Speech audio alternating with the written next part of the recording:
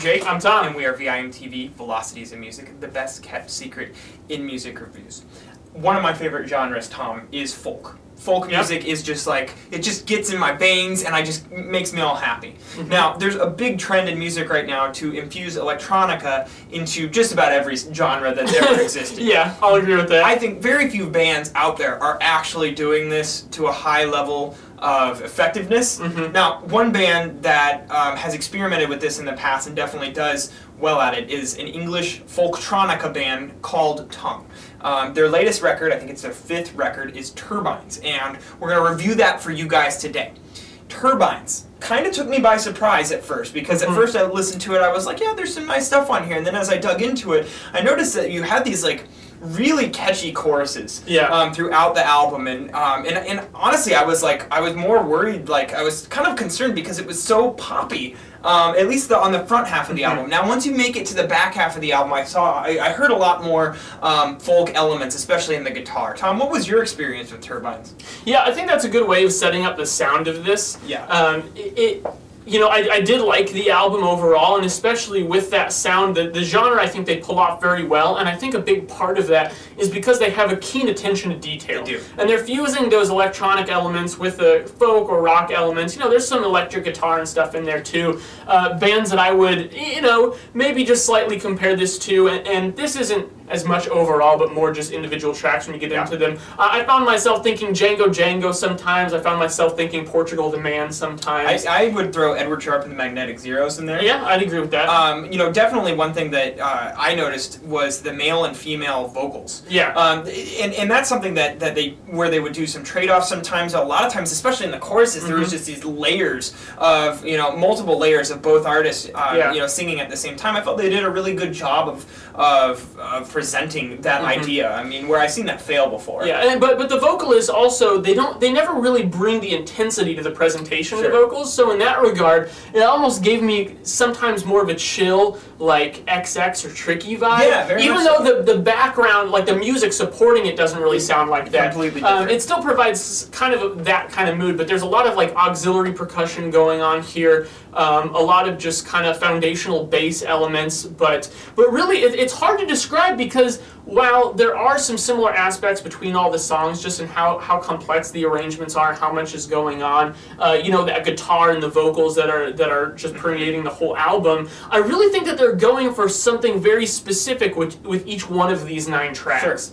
They're not really repeating themselves too much as far as that mood is concerned, but at the same time, there's a consistency in the sense that a lot of these songs are kind of at the same intensity and dynamic level. They're presented somewhat similarly, so there's still a cohesion there, but I think that also just because of the way that those all work together, I found this album a little bit hard to really dig into, to really grip me. Yeah, I can really see where that comes from. Now, to me, I thought that the songwriting was overflowing with cool ideas. Yeah, I'll agree with that. How they are approaching the song as far as like just neat ideas of how they would transition between parts. I've mentioned choruses a couple times, but it's not like this was verse, chorus. Like there would be verses and there'd be choruses, but they do cool transitional things between the two pieces of the song, and there's always some sort of like interesting intro or outro or bridge piece or even just segue between 2 parts. I just found that like the ideas that they were shoving into every track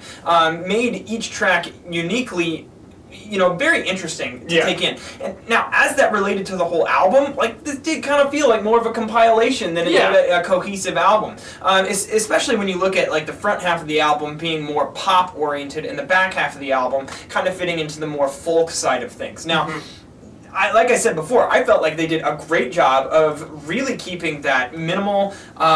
A minimalism attitude when it came to both like guitars and the electronic elements that they were fusing together. I mean, these guys clearly are very experienced at doing this and as crafty as songwriters. I gotta say, walking away, this album is getting like lots of buzz. A lot of people, a lot of you guys have actually commented to us that we should review this, and so I'm assuming that you guys are digging it, which there's a lot of catchy stuff on here. I'm going to come back to a number of these tracks, for the rest of the year. I gotta say though, I felt like, as Tom mentioned, like this could have been way more gripping. Whether it's the vocals, the guitars, or just the production, they could have done so much more to just raise the intensity level in like the more pivotal moments of the tracks. Yeah, I agree with that. I mean, and some of these songs kind of build into themselves. Track 3 by this, I think, is a great example of that, where by the end you really feel like the song is taking you somewhere. And that was one of the few exceptions, I think, to what I just said.